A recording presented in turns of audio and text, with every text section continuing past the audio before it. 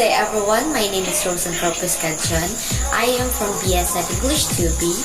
Good day everyone, my name is Geraldine Capago from BSF English 2B. I'm going to tackle all about the research in child, adolescent, and development.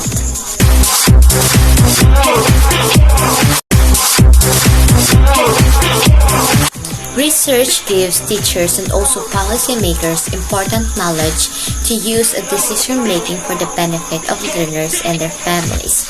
Well-informed teachers are able to use them to create the most authoritative research findings. Research enables the teachers to come up with an informed decision on how to teach and what to teach. The conduct of research do not only belong to thesis and dissertation writers, it is for students and teachers too. Let us learn how to conduct research by finding out the different research principles and the research methods and designs focus on child and adolescent development. One important principle in research is adherence to the scientific method. Since research is a systematic and a logical process, as such, research is basically followed of scientific method. Dewey gave us 5 steps of the scientific method. They are as follows. 1. Identify and define the problem. 2. Determine the hypothesis. 3. Collect and analyze data. 4. Formulate conclusion. And 5. Apply conclusions to the original hypothesis.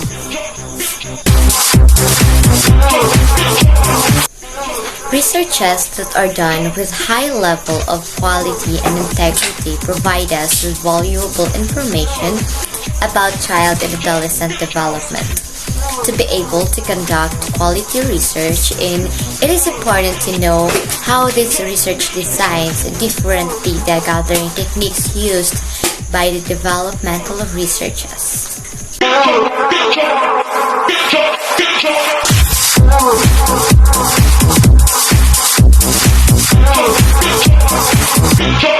House music.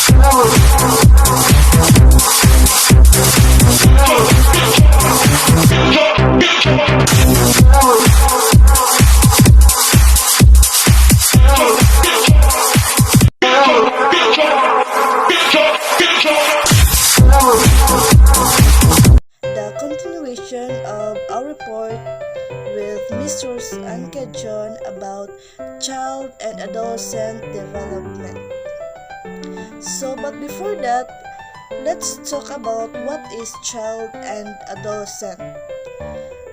It is referred to the process of growth and maturation of the human individual from conception to adulthood. The term adolescence has particular connotations in particular cultural and social contexts. The topic we had is all about research in child and adolescent development. In this research, there is a type that has much considered to follow, and it is called data gathering techniques. In this data gathering techniques, there are 5 types that included to research. Those 5 are observation, sociological measures, standardized tests, interviews and questionnaires, and the last one is life history records. Way back to observation. What is observation? Observation can be made in either laboratories or materialistic settings. In naturalistic observation, behavior is observed in the real world, like classrooms, home, in neighborhood. The second one is sociological measures.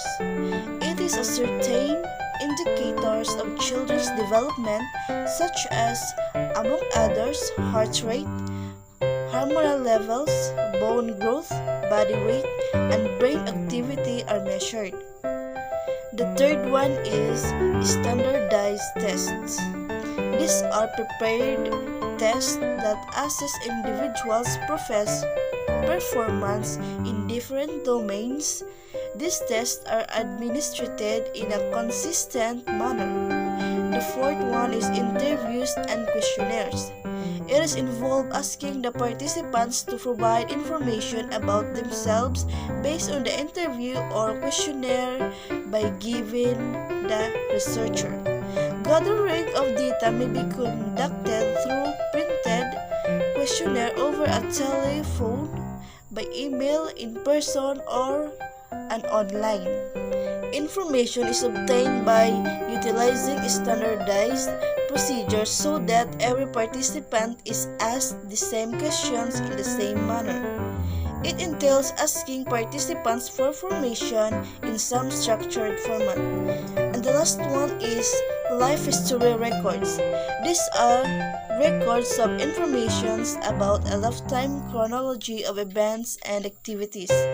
They often involve a combination of data records on education, work, family, and residence. This includes public records or historical documents or interviews with respondents. We had done about the data gathering techniques, so let's proceed about the ethical principles. Ethical principles is to serve the genuine purposes of research. Researchers are subject to ethical principles. Just as we have the code of ethics that governs the behavior of teacher, there also exist ethical standards that guide the conduct of research. Their ethical standards serve as reminders that as researchers, we should strive to protect the subject of our study and to maintain the integrity of our research. Common among the three standards given are the following considerations for researchers conducted with young children and other vulnerable populations, which are enumerated by the National Association for the Education of the Young Children. Some key points are: number 1, research procedures must never harm children physically or psychologically. Second one is children and their families have the right to full information about the research in which they may participate, including possible risks and benefits. Their decision to participate must be based on what is called informed consent. There must be informed consent procedures with research participants. Number 3, children's questions about the research should be answered in a truthful manner and in ways that children can understand. Researchers must be honest and clear in their communication. Okay, next, let's proceed about the impact of teachers' research involvement on teachers. Research itself has proven that teachers has everything to gain and nothing to lose when they get involved in the research process. Number 1, teachers who have been involved in research may become more reflective, more critical and analytical in their teaching, and more open and committed to professional development. Number 2, participating in teacher research also helps teachers become more deliberate in their decision-making and actions in the classroom. Number 3, teacher research develops the professional dispositions of lifelong learning, reflective and mindful teaching, and self-transformation. Number 4, engaging in teacher research at any level may lead to rethinking and reconstructing what it means to be a teacher or teacher educator, and consequently the way teachers relate to children and students.